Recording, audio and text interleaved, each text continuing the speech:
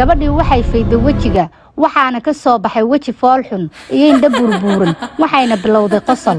waxaan eegaanoon ku talagelin hal mar ayaana naxay. waxaa albaabka horteeda fadhiday gabar waxay xirneed dhar leh midab guduudan oo tiq ah. soo dhawaada saaxiibayaal, magacaygu waa Leylo. waxaan ku daahay dalbashada waraaqihii aan ku iibsan lahaa baabuur qiimo jaban, laakiin habeenkaa waxaa la kulmay arrin cabsi badan oo igu kaliftay in aan mar dambe fuulin gaari bas ah. habeenkaa waxaan soo fuulay baskii ugu dambeeyay ee shaqada iga soo qaadayay gurigana i keenayay. waxaan fadhiistay kursiga gadaale, qofna ilama fadhiyin marka laga reebo gabar yar oo hortayda fadhiday. indhaha ayaan isku qabtay, waxaan rabay in aan yaro nasto. safarkana wuxuu igu qaadanayay qiyaastii 1 saac. gabadhu waxay lahayd muuqaal cabsi ah. waxay u dhaqaaqday dhinaca darawalka waxayna tiri, ha istaagin isbaarooyinka si uu waqtigu noogu beeqaamo oo nugu tagno rubuc saac. waan eegay si aan u ogaaday inay ardayda ka tirsan tahay, laakiin dharka ay wadato wuxuu ila noqday inay ka timid xaflad. darawalkii ayaa si qabow u yiri, isdeji gabaray, kama gudbi karno xeerarka wadooyinka. waxayna tiri, laakiin sharciyadu iguma caawinayaan arrimahayga iyo gaarka ah aniga.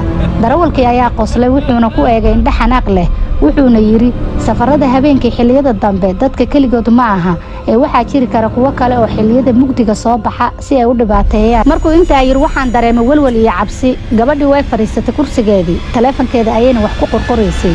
indhaha ayaan isgeliyey, laakiin hurdo way igu soo dhici weysay. hal mar waxaa istaagay baskii, dabayl qabow ayaana ka soo gashay albaabkii furnaa.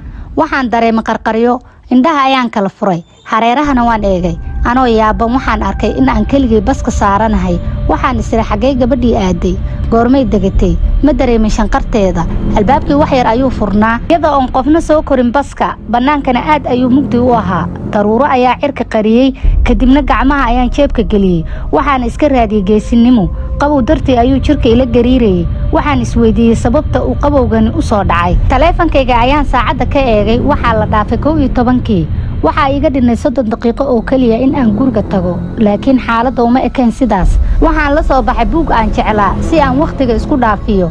waxaan hadba baal rogaba si aan ku talagal ahayn ayaan hal mar kor u eegay.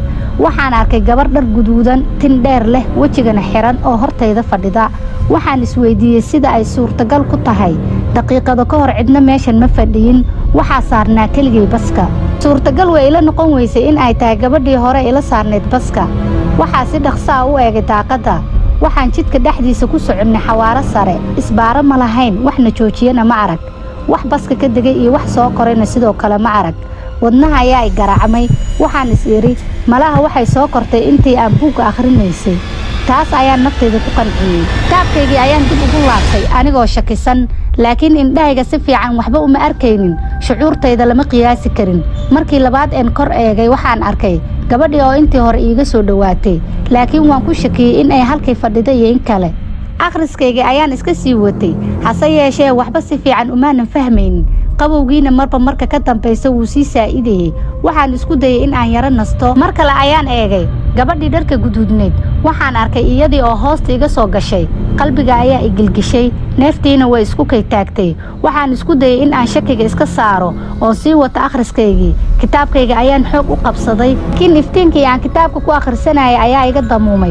waxaan arkay mugdigii oo hadba sii badanaya. gabadhiina waybay soo kor istaagtay iyada oo aan shaqar lahayn. waan neeftuuray, kor ayaana si tartiib ah u eegay. waxaan arkay iyada oo i kor taagan, dharkeedana waxaa ku dheehnaa midab kale. waxaana ka soo shiiraya ur nuuc kale ah. intii aanan wax kala samaynin, gabadhii waxay fayday wejiga waxaana ka soo baxay weji foolxun iyo indho burbuuran waxayna bilowday qosol.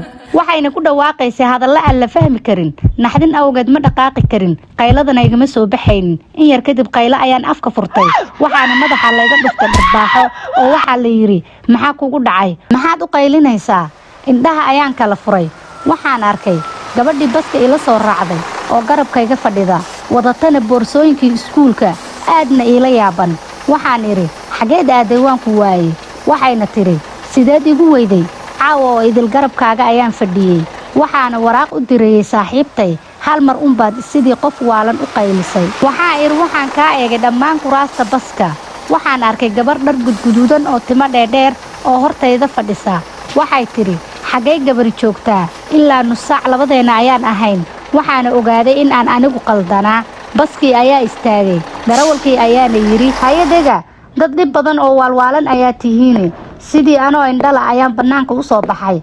boosteejadii ayaan istaagay si fiican ayaan u neefsaday qabowgiina keliyaha ayaa ila gariirayay gaarigiina wuu baxay waxaana arkay maradii guduudneed oo muraayadii gadaal ka sii muuqata dib ayaan u booday jilbaha ayaana dhulka ku dhuftay madaxa ayaa i wareeray waxaan mooday in aan adduun kala joogo hareerahayga ayaan eegay aniga oo ilmaynaya boosteejaduna waxay ahayd tii aan aqaanay ee gurigayga u dhoweyd kor ayaan u kacay waxaan ku dhex orday laamiga oo mugdi ah lugahana waan ka jaraynayay albaabka ayaa imid furaha ayaan isku qalqalday waxaan moodayay in la isoo daba socdo mar walba kadib waan yaro nafisay markii aan qolka soo galay maalintaa laga bilaabo ma raacin bas cid ii fasirtana ma arag sheekadan cabsida badan cidna ima aaminayso laakiin waxaan aaminsanahay wixii aan arkay inuu ahaa wax sax ah